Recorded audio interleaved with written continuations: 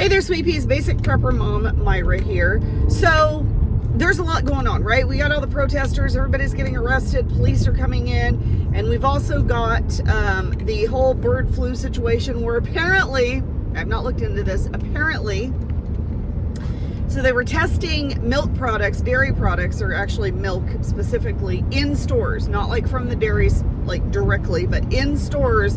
They were testing milk, said that they found evidence of actually the bird flu in there, or a strain, or whatever. Now they're going to be starting to test beef products. So, you know, it's coming. Y'all know it's coming down the line, right?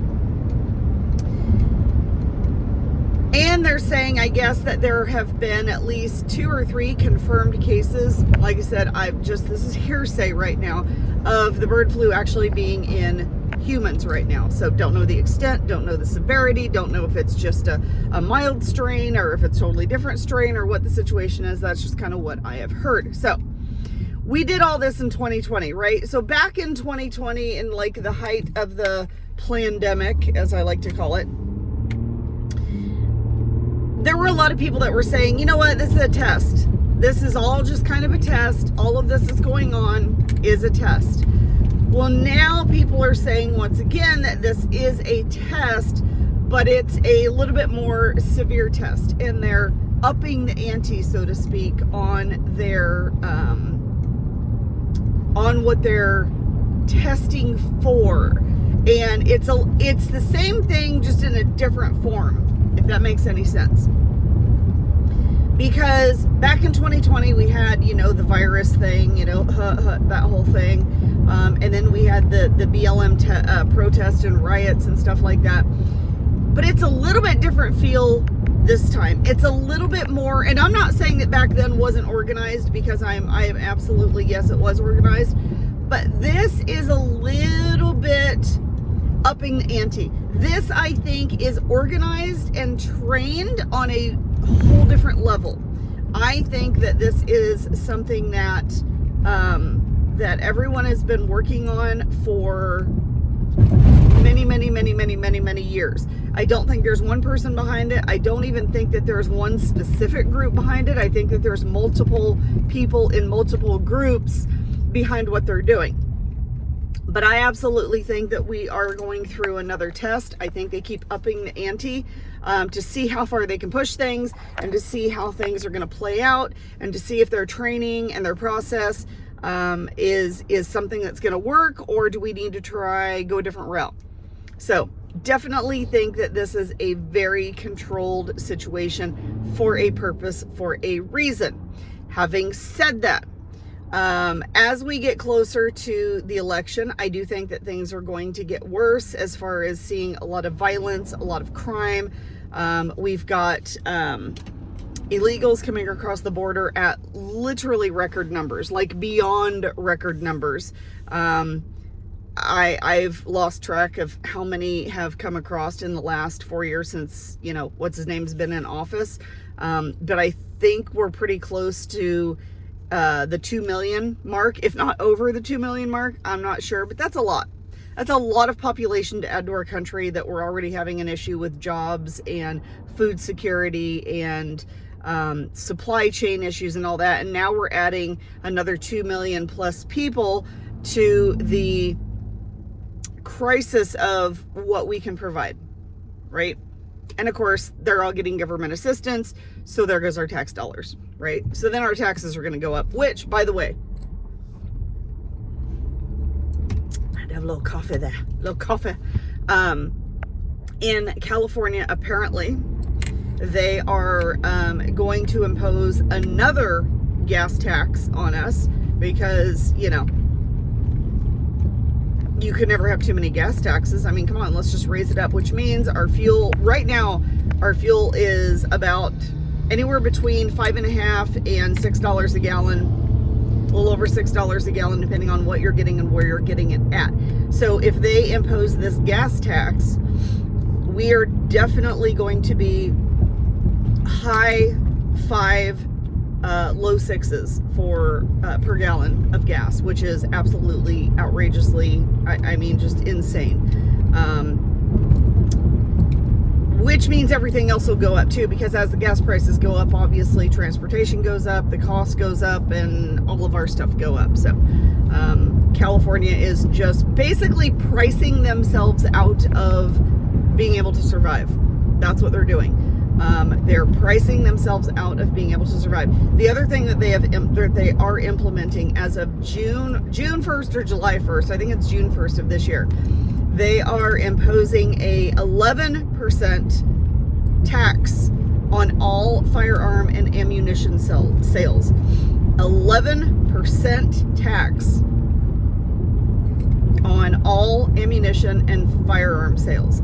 So sales tax is going up to 11%. Right now the general sales tax is like 8.25%. Yeah, I'm trying to think. 7.5% to 8.25%, depending on which county you live in, which is dumb, but anyway, or which town or which city. But 7.5% to 8.25% is what our tax is. But it's going up to 11% specifically on firearm and ammunition sales. And having a daughter that's in the business, that is absolutely, she's already having a rough time. That's gonna be horrendous for her. For all these small businesses, that's just gonna be horrendous. But what do we need to do? Well, I got a phone call yesterday from a friend of mine. I'm gonna throw her under the bus for a minute. I don't even know if she watches these, but I'm gonna throw her under the bus for a minute. And she is definitely a preparedness type person and has been for many, many years. And we all talk the talk, and we all talk about we have to do this, we have to do that. We definitely have to do, look at food security, and we have to look at being self-sufficient and self-reliant and all of that stuff, and make sure that we're growing our own food and providing our own food. Well, her and another friend of mine have gotten into basically raising, which they've always raised, like dairy goats. They've gotten into dairy goats, but they started crossing their boars. I call them boars. I think they're boers. I call them boars. Goats with their dairy goats to actually get a better producing meat goat, but also that has those dairy genes, so that those offspring, if they're females, they still will be really good milk producers. But if they're males, you band them, make them wethers, and you raise them for meat. So they are trying this cross. They so far are turned out, nobody's ate one yet, but so far they're turning out pretty decent looking. They've got, I think, 6 more does that are due in the next couple weeks. So the plan is that she called me and she goes, we're always talking about it. We're going to do it. We're going to do it. So we're going to go out and basically butcher out these boar crosses that she has, and we're doing it all ourselves. We are going to be able to put the meat in our freezer. We're going to split the meat between us, and I'll probably get a little bit less because I wasn't involved in the feeding process and the raising, but definitely will help to process them out and cut and wrap and do all that. So I'll get a little bit of meat out of it, which is great, because anything to put in my freezer is wonderful. But we've never done this before. I've done poultry, I've done chicken and turkeys, I even did waterfowl, didn't like it, could do it if I had to, don't like it, but it is what it is. But we haven't done goats, and they've done rabbits before too. So rabbits and chicken and turkey and stuff like that. But this is one of those things that we talk about being self-sufficient. It's a learning process. And she called me, that's kind of the point of the story here. She called me and she said, you know what, we talk about it, but we're just going to do it. We need to do it. And I said, you know what, you're absolutely right. Before we're in a have to scenario, before we're in a situation where we can't get supplies or can't get things, we need to make sure that we know how to do things. So if we do this and we totally mess it up, we still have time to correct our mistakes and figure out what worked and what didn't work.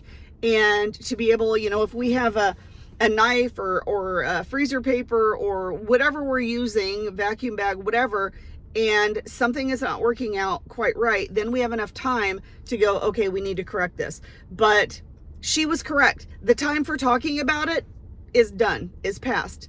The time for doing is now. The time for learning is now. And that is what it's all about. I'm not a grower by any means. My daughter came home with some vegetable plants and I went, why did you do that? Because, oh goodness, they come to our house to die. And she's like, oh, I thought we could just do vegetables. I'm like, okay, we'll give it a go. But I am going to give it a go. I do have some potatoes that are volunteers that are starting. I also have, I don't know, to be honest, they're either pumpkin, watermelon, zucchini, honeydew, cantaloupe, various kinds of zucchini or squash, but I have volunteer plants that are starting to come up. So I told my husband, because he takes all the when we clean out the horse pen or the goat pen or the chicken pen, and he kind of puts everything, all the dirt and stuff, he scrapes it out with the tractor and he puts it all on kind of the top of this little hill that we have, or this area that's elevated. And I have volunteer plants that are starting to grow. So I told him, I said, okay, no more tractor up here. They're coming up, so we're just gonna let them do their thing, and I'll water them and we'll see what happens. Potatoes are the same way. They're starting to just pop up. Like I didn't even realize I had potatoes in certain places. I'm like, I don't even know how you got here, but okay, that's what we're doing. So, I've kind of protected them. I've put some more soil and stuff and around them and kind of mounding them up and letting them just kind of do their thing, watering them, and we'll see what happens. So we are a little bit more aware of what we are trying to harvest. And part of that, I've got 65 chickens coming at the end of this month, and they're all meat chickens to raise for myself and for various other friends that don't have the ability to do that, which is great because some of them have pretty amazing gardens that they're working on. So I raise the chicken, we process them out, we package them up, they come pick them up, and then when their gardens are producing, they'll just randomly drop off bags of vegetables on my doorstep, and I'm perfectly okay with that. So it is definitely a trade barter kind of situation that we have been doing for a while, and I think that that's also what we're going to be looking at. So now is the time to perfect what you need to perfect. Now is the time to be able to get everything in order and practice. Even if you don't know what you're doing, it's okay. Now's the time to practice, to train, to get better, to learn, to get the things that you need while you can still get them. So that is time to put your money where your mouth is, so to speak. Put your product where your mouth is and make sure that you are functioning and able to be as self-sufficient as possible. That's what I have to talk about today. Practice, practice, practice. Put those plans in action. Even if you don't fully understand, even if you don't fully know what you're doing, just get in there and do it. Learn by doing. That was the 4-H motto, learn by doing. I wish they would still go by that motto. That's a whole nother story for a whole different day. But learn by doing. Just get in there. Even if you're not 100% confident, just do it. Figure it out along the way while we still have time. All right. Once again, if you have any questions or comments, please feel free to reach out. Hope you guys have a wonderful, amazing day, and we'll talk to you soon.